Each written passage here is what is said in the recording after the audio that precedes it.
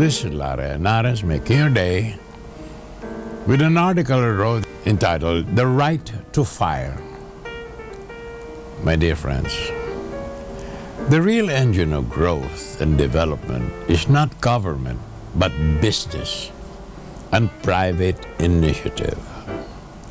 Business combines money, machines, and materials to achieve prosperity for the entire nation, like no other. Business provides, first, goods for the consumers. Second, jobs for the unemployed. Third, profits for the investors. And fourth, tax income for the government. Corruption in its most virulent form is a government that impedes the honest and efficient practice of business. And such corruption infests all levels of government. We are gratified that you, President Duterte, have set your policy against all corruption, including complicated and useless regulations, and now the patent abuse of contractualization to avoid paying workers what they are entitled to by law. We imagine that this was adopted by business to defend itself from the onerous provisions of the labor law. What prevents foreign investors from investing in our country is evident. Unlike in the United States and other countries, where the basic right of employers are to hire and fire employees without government intervention is respected. In the Philippines, employers are answerable to quasi-judicial National Labor Relations Commission, NLRC, which adjudicates employment disputes, something only socialist governments have.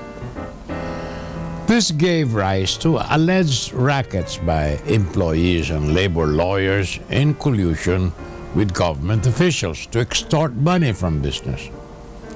One employer, for instance, complains that after catching employees using drugs in the workplace, instead of being able to fire them, he was mandated to provide expensive rehabilitation for them instead of firing them on the spot. Now another employer, out of charity for an old woman, by giving her the privilege of cleaning the toilet and charging fees from the users for 25 years, after having been paid extra on 3 occasions for work as a messenger, was ordered by the court to give back pay to the woman in hundreds of thousands of pesos for alleged unpaid wages. Now that is outright extortion. Inefficient, lazy, and undesirable employees mock their employees with an attitude of, "Catch me if you can." More about this after these messages. This is Lara Henares making your day with an article I wrote entitled The Right to Fire. And we continue to quote and to conclude. We suggest that employers and employees work together in Christian spirit to adopt a system beneficial to both employer and employee.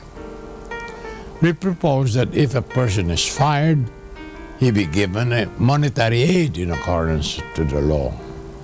In this law, it must be provided that an erring employee who is guilty of unfair labor practice should not receive this monetary aid when dismissed. Therefore, he must work honestly and diligently when hired. This amount will be graduated or calibrated based solely on tenure, commensurate to how long he has worked for the company. This to tide him over until he finds another job. In the United States, the right to hire and fire is conditioned by lawful provisions on separation pay. Now we humbly submit that together with ending the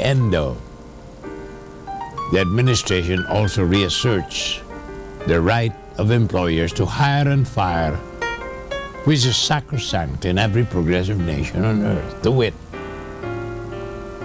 First step, amend the Labor Code, Article 211, Declaration of Policies, with the addition of Section A, H subsection, to recognize the basic right of the employer to hire and fire employees, subject only to the provisions of the collective bargaining agreement, if any, and to provisions of the Labor Code regarding termination pay and penalties for unfair labor practice.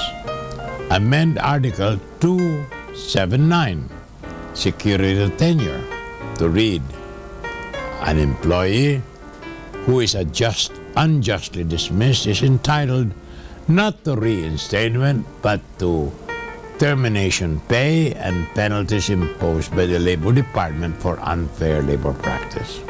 That's all. This is Larry Henares, making your day, saying good day, God bless you. Thank you very much for being with us. Till next time, hasta la bye-bye.